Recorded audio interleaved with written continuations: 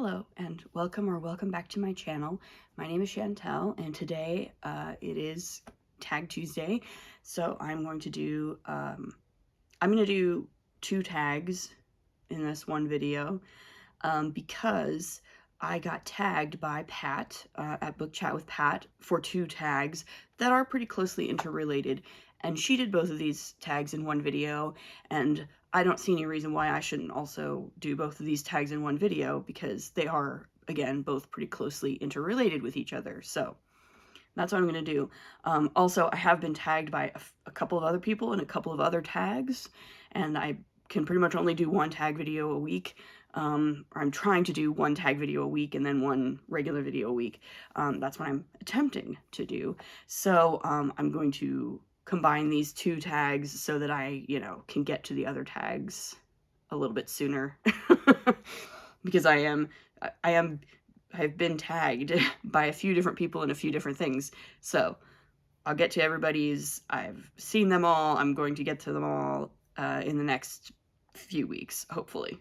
But yeah, so today I'm going to be doing the What's Next tag, which was originally created by Bob at Robert G. Reader of Books. And I'm also going to be doing the Are TBRs Fun or Not tag, created by Candy at the Great Literary Rabbit Hole. So yeah, these are both tags that are basically about how you pick what books you're going to be reading in the near future, right? How do I choose what books to read next kind of questions. So that's what I'm going to do. So yeah, first of all, I'm going to do the What's Next tag. So yeah, this is about how I choose what books I'm going to read. The first prompt for this tag is your decision for choosing your next book based on random chance, or is there method to your madness? I mean, I'm the first person to say that I am a mood reader. I'm a big mood reader. But I would say that it's not totally random how I choose my next books. I feel like if it was totally random, I would not be able to tell you like what the next few books I'm going to read are, but I usually can do that. I can usually say, oh, I'm going to probably read that one, and that one. So it's obviously not totally random if I know what's coming up. So yeah, I think there are a few different considerations that I have when I think about what I'm going to be reading next. I'm going to get into them, I think, in the other tag in a little bit more depth. But yeah, there's a bunch of different considerations that sort of go into things, including things like, am I participating in any challenges? Do I have any personal projects that I'm working on, in series that I'm working my way through? And also, I like to sort of vary the kinds of books that I'm reading. So I try not to read too many of the same kind of book all in a row. I try to mix it up and be, I'm going to read a fantasy book now, and then next week I'm going to read this historical nonfiction, and then the week after that I'm going to read a classic, and then the week after that I'm going to read a sci-fi, and like I try not to do too much of the same thing all at once. So that's another way that I go about doing it. There are some occasional bits of randomness that I throw in there. I love to go to the library and just look at like the new books, because they always have a big display, right, sort of in the front that like, here's the new fiction that we just got in, and a bunch of shelves full of just new fiction and new nonfiction. And I like to just browse those shelves, and if something catches my eye, I will just pick it up and be like, sure, I'll do this, and then I check it out, and then I take it home and I read it, because that's what you do with library books. At least that's what I do with library books. I check them out, I take them home, and I read them immediately, because I have to return them, so they're time limit. So there is some randomness there, but there is usually some method to my madness. The second prompt is, do your criteria for choosing fiction differ from how you choose nonfiction? I think this is a really good question. I actually had to sit and think about this for a little bit because I've never really considered it. But I think my criteria do differ a little bit. between fiction and nonfiction. Most of the nonfiction that I read is relatively scholarly in nature. It's historical, it's history, it's literary criticism, it's cultural criticism, it's sometimes I dabble even a little bit into sociology and anthropology, historical biography, things like that. That's the kind of thing that I usually read in nonfiction. I do not read self-help, like, pretty much at all. Once in a while, I'll read a memoir, and that's sort of different. I think a memoir is sort of different because usually when I'm looking at whether to read a nonfiction book or not, I do a little bit more research than I usually would with a fiction novel. If I'm reading history nonfiction, I want to know that the person who wrote this book actually knows what they're talking about, because there is a fair amount of popular nonfiction stuff that gets published that's not written by people who are actually experts in their field. They're just journalists. They're just writers, quote unquote writers, or freelance writers or whatever, who are just, they did a little research and now they're writing a book about it, and now it's a popular history book, or it's a popular work of cultural criticism. And the research is just not there. So I do look for people with credentials. Like, I want to make sure when I'm reading a nonfiction book that the person who wrote it actually has credentials in the field that they're talking about. I want to know that I'm learning from an expert. And I obviously I don't care that much about fiction, right? Like, you know, I like to learn about the authors of the fiction books that I read, but it's not nearly as big of a deal to me. I think, you know, anybody with a sufficiently advanced imagination and decent writing skills can write a fiction book. I don't think it's easy to write fiction, don't get me wrong, but it is a craft that theoretically anybody can develop with enough work, with enough imagination and such. But yeah, I want to make sure if I'm reading a nonfiction book that the person writing that nonfiction book is actually knows what they're doing, knows how to do research, knows how to cite their sources, and can give me some insight into, again, especially when we're talking about history, I want to be reading a history book written by an actual historian who has some experience of primary sources and some archival experience, because that's important. It's important. I have enough training to know that you need to be able to do that. So yeah, I think there is a different criteria for me. And again, like, yeah, and you know, sure, memoir is fine, you know, as long as someone writing about their own life is a totally different situation. But for me, most of the nonfiction I read is stuff where I'm actually trying to learn about a subject, and I want to learn about that subject from a subject matter expert. So the third prompt is, do other people influence your next choice? Yeah, I mean, I am not immune to the influencer, for sure. Like, for instance, just the other day, I saw somebody talking about Lavender House on their Booktube channel, and I was like, oh yeah, that's a book that's on my TBR, and that's queer, and it's Pride Month. And so when I went to my library, I was like, I should see if they have this book, and sure enough, they did, so I picked it up. Boom, I got influenced. So yeah, it happens. It can definitely happen. And, you know, I'm on Booktube. I watch a lot of Booktubers, people who host events and host readathons and do things, and it's like, oh yeah, that sounds interesting. Maybe I'll try that. Or if nothing else, oh, some of those books that they're talking about seem really interesting. I'm going to put them on my to-read list or see if my library has them. It happens pretty regularly. Prompt 4, aside from other people, what other influences might impact your choice? I mean, I think the time of year definitely has an influence on what I'm choosing to read. I like to read lighter books in the summertime sometimes. In the fall, I like to read really atmospheric books. I do occasionally like to do seasonally themed reading, holiday themed reading, from time to time. Like, that absolutely is a thing.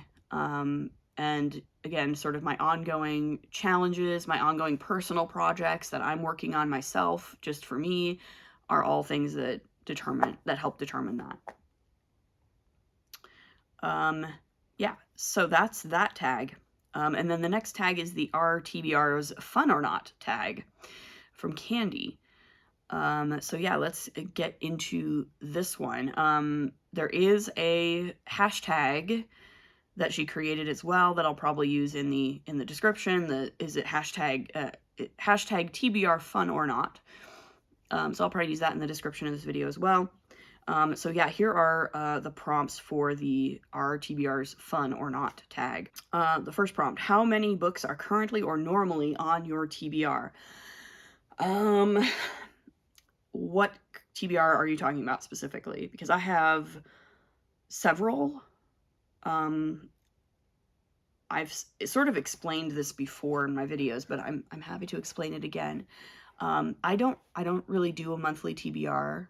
I tried for a while and I found it was getting kind of repetitive for me. But I do usually have a few sort of ongoing TBRs. I wouldn't say I have just like one big TBR forever.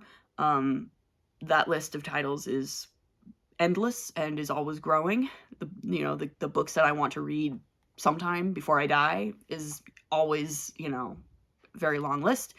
But because I can sometimes get paralyzed by choice, I do like to make smaller lists that I can sort of pull from at will.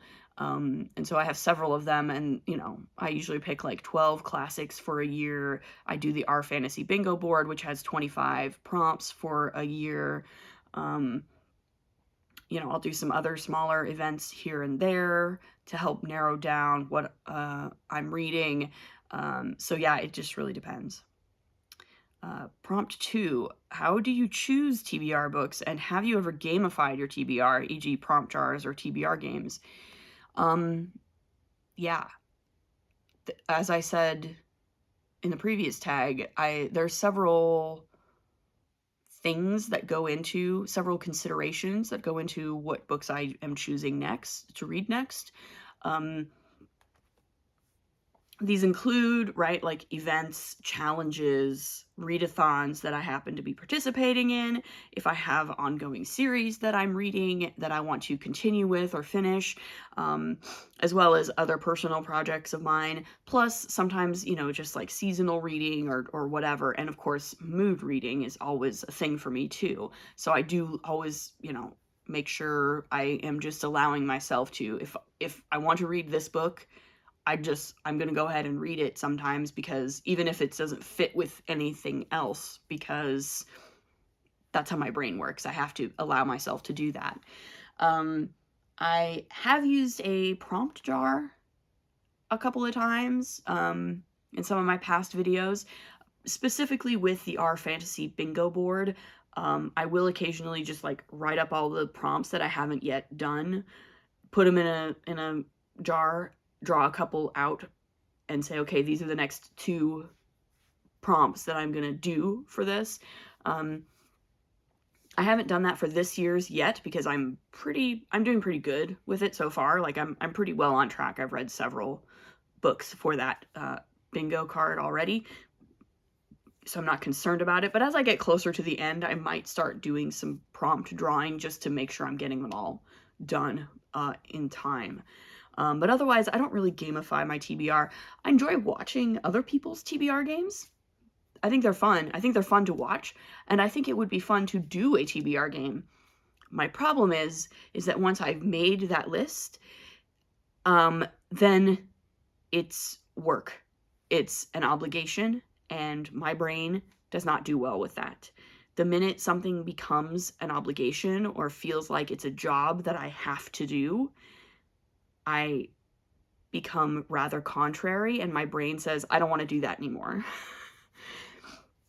So I enjoy watching other people do TBR games, but I don't know if I would ever be able to do one myself, just because of that disconnect between this is now an obligation, because I've now made this list of books that I have to read in the next month or whatever, and now it's an obligation, I have to do it, and if I don't do it, I've somehow failed, and then I just completely balk at it, and I just reject it entirely, and I don't want to do it anymore.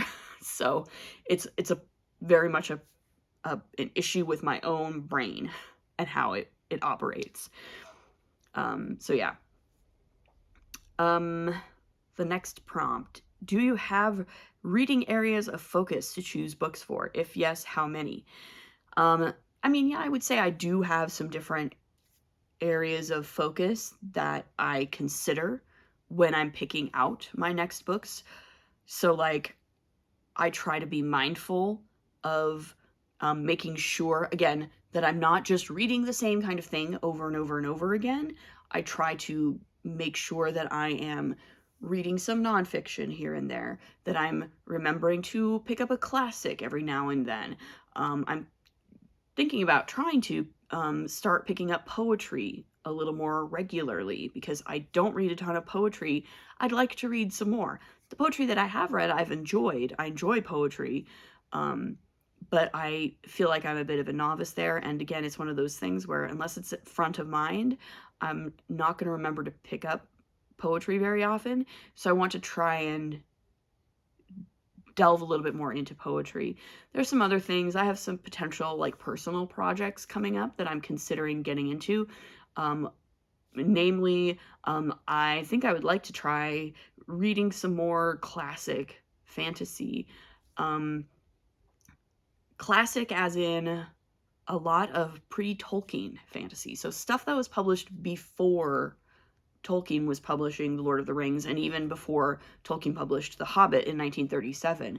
I am working on potentially building up a little bit of a TBR for that, and seeing if I can start working my way through some of these classics, the foundational texts of the fantasy genre. So you might want to keep an eye out for a video about that, because I may be doing that in the near future-ish, the next couple of months or so. Prompt 4, does a TBR help you focus? Yes, actually, they do. As I've said before, if I do not have at least a pile of possibilities to pick from, I can get paralyzed by choice. If I'm just completely freewheeling it all the time, I will either fall down a rabbit hole of reading the same kind of thing over and over again until I get burned out, or I will just become so paralyzed by choice that I kind of stop reading entirely, because there's just so much to pick from and I don't know what to choose next, and then it just like kind of grinds to a halt. So while I don't like having strict TBRs, like these are the 5 books that I'm absolutely going to read in the next 5 weeks or whatever, I do have to have some lists of titles that are a little bit shorter, more contained, that I can pull from. So I have my classics TBR, I have our fantasy bingo board TBR, I have a couple of other things, right? Like I'm doing the Discworld series, I'm doing the Realm of the Elderling series, and these are all where it's like, if I'm not sure what to read next, I can pull the next Discworld book off my shelf and read that. I can pull the next Robin Hobb book off my shelf and read that, or whatever. So yeah, I do think they help me focus, even though I do keep them relatively loosey-goosey. Prompt 5, do you suffer from the book noise of a TBR? I'm not really sure entirely what this question means. I guess no. I don't think so, unless, again, you're talking about like the very specific issue that I have with making a specific TBR and trying to stick with it, and then it becomes like an obligation to me and it becomes work, and then my brain sort of futzes out about it. But I don't know what that means exactly. Prompt 6, do you give your TBR a time limit? And does a TBR make you stress about reading quick enough? Yes, some of my TBRs have time limits. Again, the R Fantasy Bingo board is a specific challenge with a specific delineated time frame. And there's some other things that I'm thinking of doing, or that I am participating in or going to participate in, like the Summer of Steinbeck, which you know, we're reading Grapes of Wrath this month, and next month we're reading East of Eden. Technically, that has a time limit. And I'll probably do, as I said in my previous video, I'm planning to do Jane Austen July, so that does kind of have it somewhat of a time limit. It's the month of July, right? Do my TBRs make me stress about reading quickly enough? No, I try to make sure they don't. Which is why many of my TBRs don't actually have time limits on them. So like the Discworld stuff, the Realm of the Elder, like I'm technically participating in the Fits Along with Win literary diversions, but if I fall behind or whatever, I'm not gonna stress about it. But yeah, and like my Discworld reading is just my own personal project, and so I just pick those up when I feel like it, and however long it takes me to get through that series is however long it takes me. That's fine. Any of my own personal projects that I do just for myself, I don't put time limits on. Even my sort of my yearly classics TBR, that's not like a hard list of these are the 12 books that I absolutely am going to read this year. I didn't get to all of them last year. I probably won't get to all of them this year either. It's just a list for me to pull from when I'm in the mood to read a classic.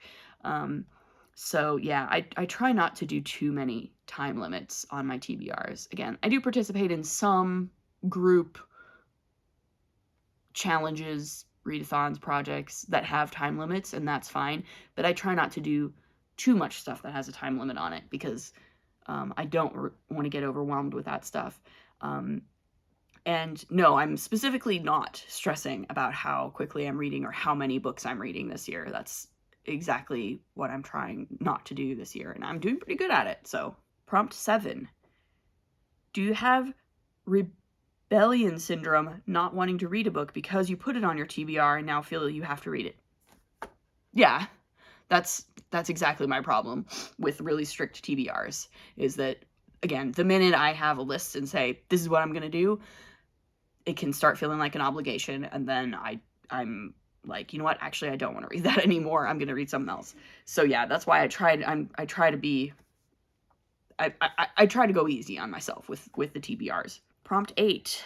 Do you keep books on your TBR until they are read, or swap the TBR around regularly? Usually I just keep them around until I've read them. However long it takes me to read them is however long it takes me to read them, and that's fine. Again, some events that I participate in do have hard time limits, but like if I don't get to all of them within that time limit, I'll still just keep reading them, because like there's a reason why these books are on my TBR. It's because I want to read them. So I will read them. Question 9. Have you ever killed a book by having it on your TBR too long? I feel like the gist of this question is that like a book that's been on your TBR so long that you just no longer have any interest in it. And I don't think that's happened. No, I don't think that's ever happened. Prompt 10. Do you have a tick list for your TBR to tick off books as you read them? I mean, I use Storygraph for a few of my personal reading projects and a few of the readathons and challenges that I do that does mark off the books as I read them and tells me like what percentage of books I've actually read on that list. So yeah, I do for a few of them. Not all of them, but definitely for like, again, the Our Fantasy Bingo board, I track that on Storygraph just to make sure that I'm keeping up with it. And I usually do that for my classics TBR, just again to just have it handy and see which ones I've read and which ones I haven't yet. I do also have one going for Realm of the Elderlings, and I have one going for the Discworld series, because there's so many books in the Discworld series. I want to make sure I'm catching them all and catching them in the right order. So yeah, and those do, again, Storygraph automatically, when you mark a book as read, Storygraph automatically adds that to the tracker list and tells you what percentage of this list you have read. So yeah, some of them. 11. What one change do you think would help your TBR be more fun? I want to try to participate in a few more group, shorter term, like group readathons and reading challenges. I don't want to do too many because I don't want to overwhelm myself because, again, mood reader, but I do want to do a little more than I have been doing. So I'm starting simple with the Summer of Steinbeck, which is just one book per month, and then any other things that I feel like I want to read, which is totally doable for me. And then I am going to be participating in, as I said, I've decided I'm going to do Jane Austen July this year. I don't know if I'll do all the prompts for Jane Austen July, but I will certainly do a few of them, and see how that goes. Because I would like to do a little bit more of these shorter term, like we're going to do several things along a theme in one month kind of thing. Because again, I do like Historathon, which is a year-long thing, and I do our Fantasy Bingo Board, which is another year-long thing. But yeah, doing a little more of these sort of smaller monthly things, I think, would make my TBRs a little more fun and help me to get more engaged in the Booktube community, which I really want to do. So yeah, I don't want to overwhelm myself. It's about finding a balance, right? It's about finding a balance between doing some themed reads and participating in the community, and then doing some stuff that's just for me. I want to make sure I'm maintaining a balance there, but I am going to try and do some more of these community events going forward. So yeah, the final conclusion: are TBRs fun or not? Yeah, I mean, I think they can be. I think if you let them become a drag, they will become a drag. Don't let it overwhelm you. Don't let it become too much of an obligation or a job. But, you know, if you're having a good time with it, I'm having a good time with it, is my general thinking. If the way you do your TBRs works for you and you have fun with it, and you feel like you're being productive and you're reading a lot and you're reading books that you like, and your way of doing a TBR helps you do that, that's great. I think everybody should just do whatever works for them. Nobody should be feeling like they have to do their TBR in a specific way if it doesn't work for them. That's my general idea about TBRs, is do what speaks to you, do what is fun for you, because that's what this is for. It's for fun. That's those tags. That's it. I might tag a few people. I might actually try to tag a few people for this tag in the description of this video. So if you are tagged, you don't have to feel obligated to do it if you don't want, or if you've already done this tag, it's fine. Don't worry about it. But yeah, other than that, I've got nothing else. I'll see you in the next one. Like, subscribe, comment if you have something to say about TBRs and if they're fun, and I'll see you in the next one. Bye.